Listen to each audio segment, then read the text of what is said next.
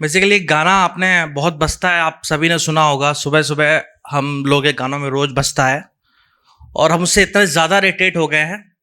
But irritate होने के बावजूद भी हम उसको गुनगुनाते रहते हैं और उस गाने बजता ही रहता है। गाना क्या है? देख देख देख तू यहाँ वहाँ न देख, देख देख देख तू यहाँ वहाँ न देख। को याद आया होगा।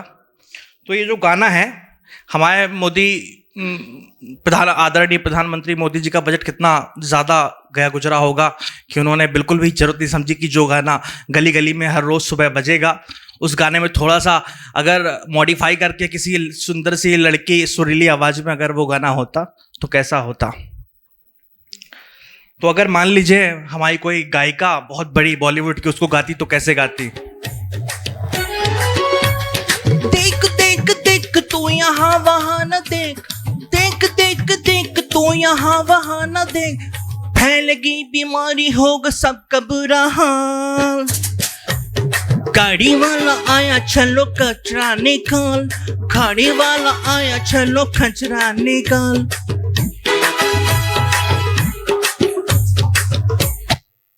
तो बेसिकली मम्मी टोकती रहती हैं, बेटा कुछ अच्छा गाना गाओ। हम काम करते रहते हैं, गाना कौन सा गाते हैं? गाड़ी वाला आयो चलो कचरा निकाल। इतना ज़्यादा इरिटेट करता है। तो अभी एक भाई साहब हमारे, वो शायद कहीं आप गुटखे की बात कर रहे थे। तो गुटखा जो है कि इसके स्लोगन जो बनते हैं ना, जैसे रजनीगंधा का स्लोगन है कि यूं ही मैं रजनीगंधा नहीं बन जाता, और शुद्ध प्लस वाले कहते हैं क्या तुम में भी मैं हूं, और क्या कहते हैं केसर वाले कौन है, विमल वाले कहते हैं कि दाने दाने में केसर का दम। भाई गुटखा खाना इतनी गिरी और गंदी हुई बात होती है ना कि जब इसको प्रमोट ऐसे करते हैं कि खाने वाले को सुपीरियरिटी फील हो। ठीक है, अब जैसे एक बार हम रेलवे स्टेशन में जा रहे थे, मैं खुद गुटखा खाता हूं। मैं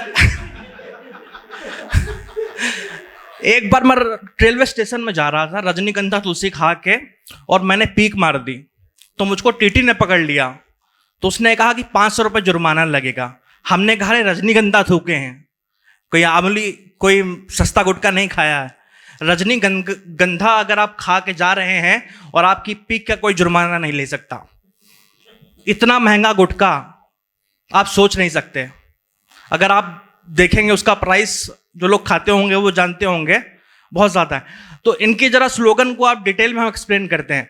जैसे अगर विमल वाले कहते हैं दाने दाने में केसर का दम, तो उनका असल में कहना है दाने दाने में कैंसर होने का दम। और शुद्ध प्लस वाले क्या कहते हैं? तुम में भी मैं हूं। जितने लोग भी गुटखा खाते हैं वो बोले कि भैया हम तो राजश्री के अलावा कुछ भी नहीं खाते हैं, पर आप उनसे पूछ लीजिए वो एक बार जिंदगी में शुद्ध प्लस जरूर खाए होंगे, क्योंकि शुद्ध प्लस वाले कहते ही हैं तुम में भी मैं हूं।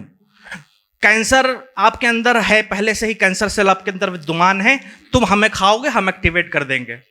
ठीक है, अब सबसे बढ़िया जो हमारे जो रजनीगंधा है, वो कहते हैं, रजनीगंधा वाले कहते हैं कि यूं ही नहीं मैं रजनीगंधा बन जाता। अरे 2500 रुपये किलो वाला कट्ठा, 1500 रुपये किलो वाली सुपारी, ये सब मिलके बनता है हमारा गुटखा। तो गुटखा की बड़ी इंटरेस्टिंग कहानी है, उसके बारे में फिर भी डिटेल में भाई ने बताया होगा। अभी हम एक और, अभी क्या है कि एक और बात करते हैं आपसे, वो है मोदी जी की मिमिक्री करते हैं। तो एक बार क्या है, मोदी जी एक फिल्म देख रहे थे और वो फिल्म थी पिंक। आप लोगों ने, बहुत लोगों ने पिंक मूवी देखी होगी। पिंक मूवी में 3 लड़कियों की कहानी है। तो मोदी जी पिंक देखते हैं और उसके बाद अपना एक्सपीरियंस जो है जनता के सामने मन की आवाज में शेयर करते हैं। तो मोदी जी क्या बोलते हैं? भाइयों और बहनों, कल मैंने देश की जरूरी चीजों से वक्त निकालकर एक बॉलीवुड के बहुत अच्छी सी फिल्म देखी। उस फिल्म में भाइयों और बहनों मैंने देखा कि 3 लड़कियों की कहानी थी। उनके माँ बाप ने उन 3 लड़कियों को आजाद करके छोड़ दिया था। भाइयों और बहनों, जब देश आजाद हुआ था तब हमने इस देश की कल्पना नहीं की थी, मगर आज देखिए भाइयों और बहनों, वो 3 लड़कियों ने अपने माँ बाप को ही शर्मिंदा नहीं किया, बल्कि अपने देश को भी शर्मिंदा किया है। आवाज़ चेंज हो गई, सॉरी उसके लिए। तो कभी कभी धर्मेंद्र की आत्मा बीच में घुस आती है, तो फिर से स्टार्ट करते हैं। भाइयों और बहनों, उस फिल्म को देखने के बाद पता चला कि अगर कोई लड़की बोले नो तो उसका मतलब सिर्फ नो होता है। ये एकदम कन्फर्म बात है भाइयों और बहनों। लेकिन मैं एक बात गर्व से आप सबके सामने दावे के साथ बोल सकता हूं कि अगर हमारे देश का कोई भाई बोल दे नो तो उसका मतलब हमेशा यस होता है। यही है, आप समझ रहे हैं? ये होता है हमारे देश के भाइयों और बहनों में। ये बहुत बड़ा अंतर है। अगर आपकी बीवी भी बोल देगी आपसे नो तो उसका मतलब नो समझिएगा, लेकिन अगर देश का नौजवान अगर बोल दे नो तो उसका मतलब हमेशा यस होता है भाइयों और बहनों। ठीक है, थैंक यू।